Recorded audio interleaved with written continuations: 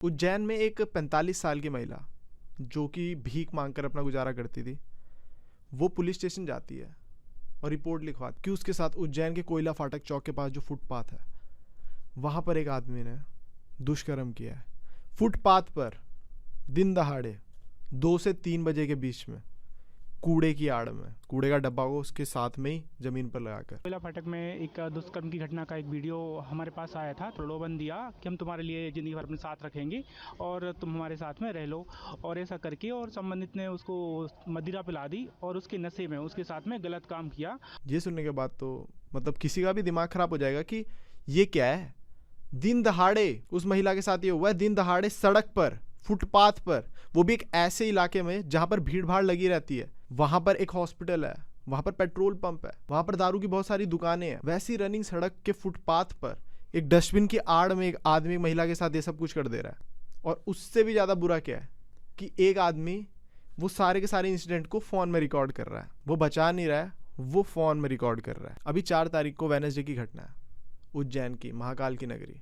वहीं अभी उज्जैन में ही 11 महीने पहले एक इंसिडेंट हुआ था जहां पर वो बेचारी बच्ची सड़क पर ही घूमती रही 2-3 घंटों तक, लेकिन उसके शरीर पर कपड़े कुछ नहीं थे, उसके साथ इतना दुष्कर्म किया था, लेकिन किसी भी आदमी ने उसकी मदद नहीं करी।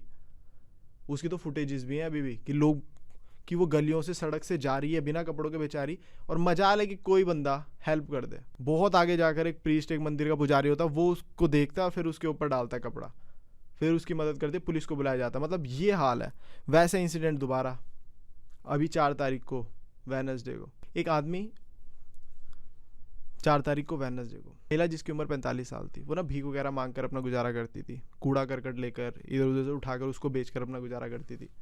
तो वो वही कर रही थी। 2 से 3 बजे का समय था, सड़क पर बैठी हुई थी, अपना काम कर रही थी। ऐसे में एक आदमी आता है, वो उसके पास रुकता है, उससे बातें करता है। उस जो महिला थी जो भीख मांगती थी, उसे बातें करना चालू करता है और बातों ही बातों में उसे बोलता है कि मैं तेरे से शादी करूँगा, तुझे यहाँ नहीं रहना पड़ेगा, तुझे अपने साथ रखूंगा। प्रलोभन दिया कि हम तुम्हारे लिए जिंदगी भर अपने साथ रखेंगे और तुम हमारे साथ में रह लो, और ऐसा करके और संबंधित ने उसको मदिरा पिला दी और उसके नशे में उसके साथ में गलत काम किया। अब एक महिला जो सड़क पर रहती है उसको कोई ऐसी बातें कर दे तो उसको तो बेसिकली छत मिल रही है ना।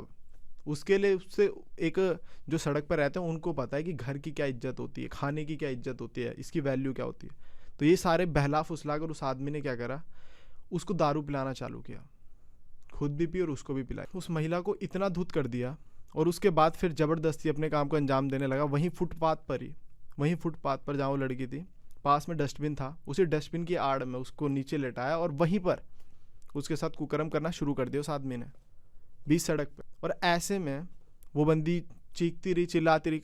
कौन नेक्स्ट लेवल ही घिनौना काम चल रहा है दुनिया में। मैं तो हैरान हूँ कि कोई मदद करने के लिए नहीं आ रहा, कुछ नहीं आ रहा। इनफैक्ट एक आदमी आया और वो वहाँ पर अपना कैमरा खोलकर बैठ गया, उसने पूरे के पूरे इंसिडेंट को रिकॉर्ड कर लिया।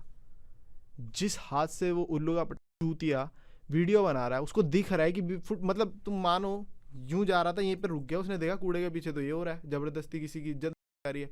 और ये कलयुग चल रहा है कि वो आदमी रोकने जाए, मारे उसको नहीं, उसने निकाला फ़ोन, भाई ये तो कंटेंट है, वीडियो वायरल हो जाएगा, बना लेता हूँ। उसने पूरा इंसिडेंट रिकॉर्ड कर दिया। सारे काम को फिर ख़त्म करने के बाद वो आदमी वहाँ से भाग जाता है, क्योंकि उसको शादी वादी क्या करनी थी, उसको तो अपने काम को अंजाम देना था। फिर वो जो महिला है 45 साल की, फिर वो महिला जाती है पुलिस स्टेशन और वहाँ पर पुलिस को सारी बातचीत बताती है। एंड देन पुलिस लग जाती है उस बंदे की खोज खबर में और उसको पकड़ भी लिया गया। एंड जब विक्टिम से बातचीत करी पुलिस ने तो समझ में आया कि वो 8 साल पहले अपनी फैमिली के साथ यहाँ आए थे, भीख वगैरह मांग रहे थे। और वो जो विक्टिम है उसका एक 18 साल का लड़का भी है जो कि मजदूरी करता है, और उस लड़के को बुलाया गया, उसे बताया गया कि ऐसा ऐसा हुआ है। एंड देन उस लड़के ने बोला कि हम तो इसको अपने साथ ही रखते हैं, हमारी माँ को, बट ये भाग जाती है ड्यू टू सम रीजन, पता नहीं क्या रीज़न है, घर से चले जाती है। तो ये सब सुनने के बाद जो भी है, पुलिस ने माँ को बेटे के साथ उसके घर में भेज दिया। एंड पुलिस इस टाइम पर वो जो बंदा वीडियो रिकॉर्ड कर रहा था उसकी तलाश भी कर रही है, क्योंकि वो आदमी जो है ना, मेरी नज़रों में वो तो नेक्स्ट लेवल गुनहगार हो चुका है अब, क्योंकि बहुत हो गया है, बहुत ज़्यादा हो गया है। वो एक कहावत भी है ना, गलत काम करने से ज़्यादा गुनहगार वो है जो गलत काम होते हुए सह लेता है या देखता है, सिर्फ देखता ही रह जाता है। उस आदमी ने सिर्फ रिकॉर्ड किया है, उस आदमी ने अपने हाथों का इस्तेमाल नहीं किया। उस आदमी, वो कितना घिनौना आदमी रहा होगा भाई। और पुलिस अब उसको भी ढूंढ रही है, और मैं तो चाहता हूँ कि उसको पकड़ते सारी, उसको भी जितना घिनौना काम करने वाले को बड़ी सज़ा मिलेगी, उसको भी उतनी ही बड़ी सज़ा मिलनी चाहिए।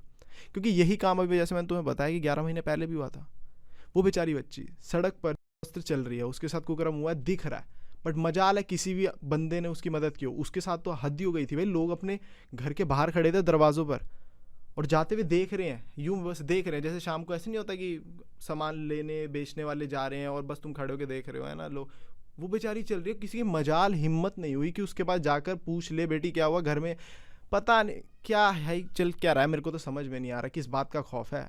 शायद हमारे लॉ एंड ऑर्डर इस हिसाब से बना दिए गए हैं कि बंदों को लगता है कि हम तो यार इस मामले में फंस जाएंगे, हमारे ऊपर तो नहीं आरोप लग जाएगा, हम ही तो पुलिस स्टेशन नहीं जाना पड़ जाएगा, हम ही तो चक्कर नहीं काटने पड़ जाएंगे। कहीं ना कहीं बात सच भी है, हर आम आदमी को यही लगता है, क्योंकि अगर साला 20 सड़क पे किसी की कुछ खून वान निकल रहा हो, कुछ भी हो रहा हो, तो आदमी नहीं जाता हेल्प करने, उसको लगता है कि भैया मेरे ऊपर ही केस हो जाएगा।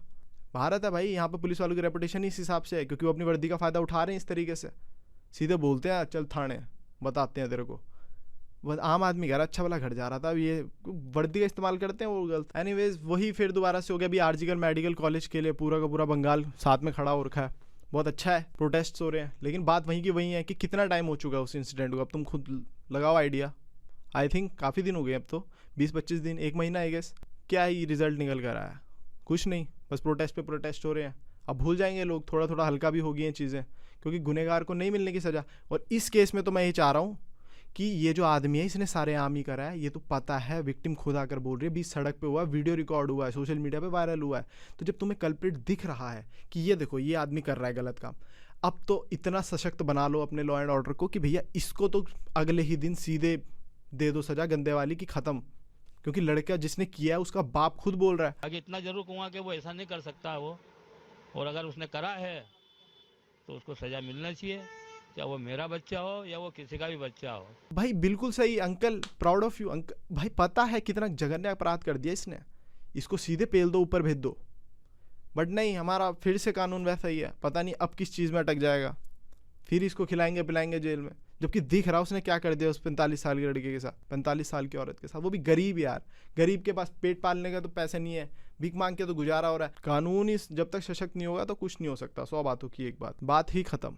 जब तक किसी एक गुनहगार को गंदी ब्रूटल सजा नहीं मिलेगी तब तक ये चीज़ें नहीं थमने की। ये केस ही अभी मैं आउट ऑफ सिटी गया हुआ था तो कुछ केसेस मेरे को भेजे तुम ही लोगों ने, उसमें से एक ये था उज्जैन का, और एक और केस आया राजस्थान का। वो केस में क्या हुआ पता तुम्हें? उस केस में एक लड़का अपनी मम्मी के साथ आ रहा था मामा के घर से, और उसने सुनसान एरिया देखा, और उस सुनसान एरिया में उसने अपनी मम्मी के साथ ही कुकर्म कर दिया भाई, माँ के साथ अपनी। इस टॉपिक का पता नहीं भैया, मुझे तो नहीं लगता मुझे कवर करना चाहिए, क्योंकि ये तो मैं नहीं बना पाऊंगा भाई, बोलने में भी बहुत शर्मसार हो जाएगा।